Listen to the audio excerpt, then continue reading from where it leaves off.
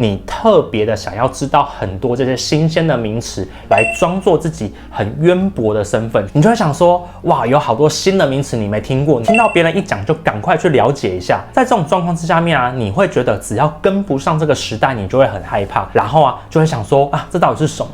请开启下面的小铃铛，打开全部的订阅。是不是有时候都会认为自己懂了好多新的词汇，好像很厉害，实际要用起来的时候啊，心里又虚虚的感觉？有没有常常会遇到这个状况？如果有的话，那今天这一集你就真的要看它了，因为你可能已经掉到了一个叫做略懂的优越感漩涡当中了。大家在面对到这个世界上面的很多东西的时候啊，就会想说，我每件事情都懂一点，感觉就好像自己懂了很多，心中会有一种莫名的优越感，也有一种莫名的空虚感。为了要补足更多像这种优越感，你就会本能性的再去学，再去明白更多的东西，一直负向循环。到最后面呢，你就会发现到自己好像成为了所谓的斜杠。但是啊，每一种事情都只略懂一点点，那其实啊什么都不会，只能一直假装自己好像什么都会。其实啊，这都是现代人的一些通病哦，尤其是现代年轻人啊，特别会遇到像这样的状况。那今天要跟你分享哦，就是其实这个观念啊，只要稍微转一下，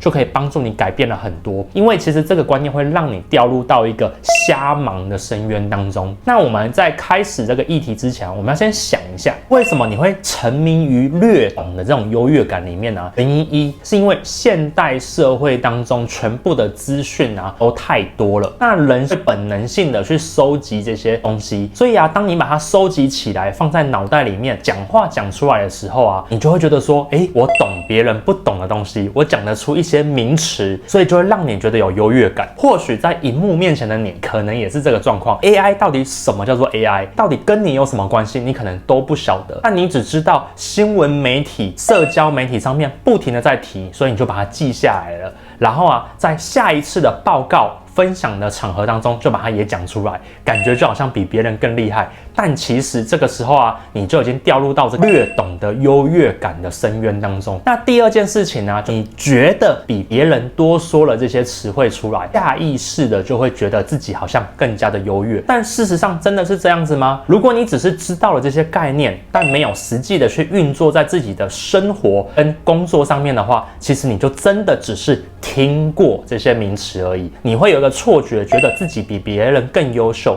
但实际上面开始运行的时候，却发现到自己都不知道。所以这个时候啊，你就会掉入一个负向的循环，会想说啊，我要知道的更多，你想要去补足自己心中的这个空虚感，结果反而会越来越空虚，因为你都只知道最表面的事情。那第三件事情呢，当你讲了很多这些表面上面的词汇之后啊，你就会觉得自己就是这个领域里面的人了。在讨论一些事情的时候，很喜欢把专有名词拿出来讲，但实际上面呢，他可能却对这个专有名词没有非常的熟悉。这个时候啊，在沟通的环节当中，你就会觉得说自己在那个领域当中了，是这个领域的专家了。就在刚刚讲的这3种状况之下面呢，你就掉入到了略懂的优越感泥沼当中。实际上面呢，你可能真的懂了一大堆名词或者是概念，但是啊，你从头到尾都不清楚知道它到底要怎么使用跟怎么运用，你只是知道了很多，但其实都不懂。所以啊，古人才会讲一句话，你样样懂，样样不精，就是这个意思。像如果你跳到这个泥沼当中，你该怎么办呢？其实你不用太害怕这件事情，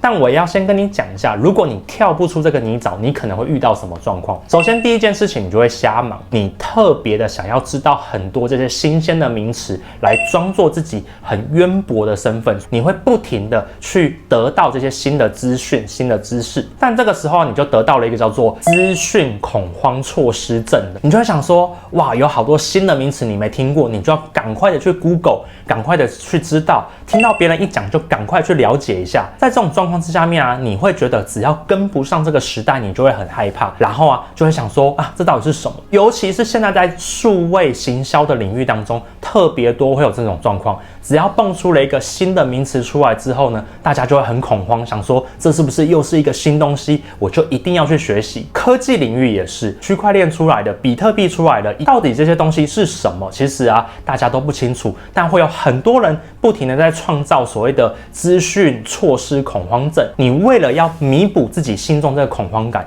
就会不停的去掠取这些表象的名词，进而呢，你会得到一种优越感。优越在哪里呢？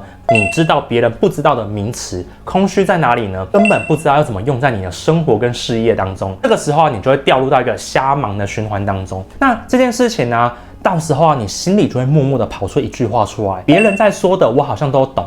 但是为什么机会我总是拿不下来？别人在说的区块链 AI 我都知道啊，我也听过啊，我也常讲啊，但为什么我没办法在这里面参与到，得到工作，得到事业，得到机会呢？这个时候就会陷入到一个很负向的泥沼当中，就会开始怨天尤人。这个其实就是略懂的深渊啊。那你会讲说，哇，诸葛亮什么都说略懂略懂，我也是啊，这样子我不是也可以变诸葛亮吗？不好意思，诸葛亮说略懂他是谦虚，但你说略懂可能真的就是略懂。所以啊，你到底该怎么办呢？其实不用太害怕，教你一个方法就可以打破这个窘境哦。首先你要先知道一件事情，就是啊，你所谓的略懂只是知道，又或者是你只是看过，或者你只是看过听过这些东西之后，你就认为自己是知道。看过跟知道是两件事情，知道跟懂又是两件事情啊。那懂跟做到又是天差地远的事情。请千万不要把你看过的、听过的、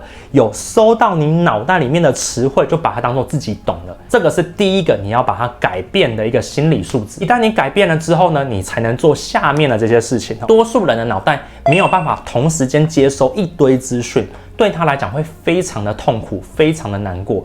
所以啊，当你略懂很多的时候，你的脑袋会没办法处理的这么的好。所以你最有效运用你脑袋的方法应该是什么呢？应该是知道了一个名词之后呢，然后呢去钻研它，钻研到把它内化。这个时候啊，你的脑袋会比较轻松。你必须要一心一意的去钻研你现在想要明白的这个名词，或者是这个领域。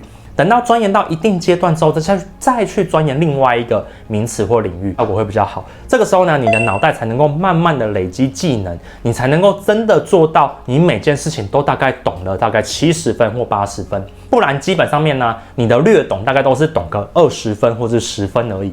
你懂了一堆10分的东西，你也不会变成一个优秀的斜杠青年。所谓的斜杠青年是他平均每一项技能都至少会有个70分，那他有5种以上超过的这种技能才叫做斜杠青年。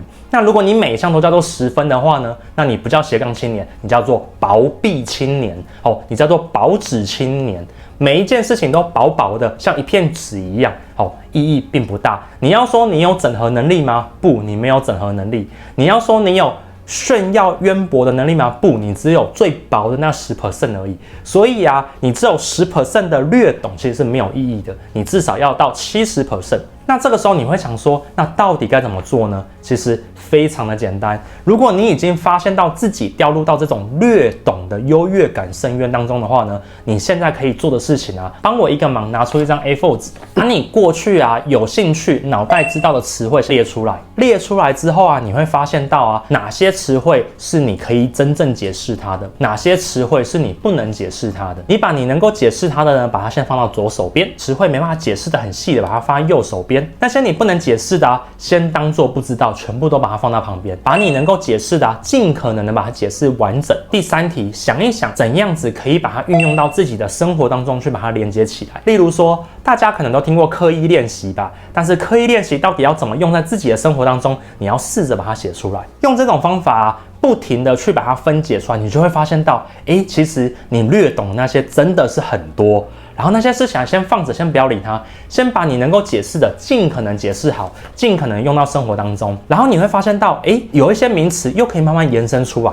这个时候啊，你就可以慢慢的再去做学习。这个时候其实你在做深度的了解。那不能够解释啊，都先放旁边。过程当中你可能又学到新的名词、新的概念，该怎么办？如果它跟你正在学习的东西没有在主轴上面的话呢，就先再把它放到你的右手边，尽可能先把你能够学习的事情都先把它给列出来，把它解释得非常清楚，最好把它写下来，或解释给朋友听，解释给父母听，解释给你的同事听，并且用在你的工作生活当中。如果可以的话，用得越深越好。这个时候其实它就慢慢的内化变成你的技能了。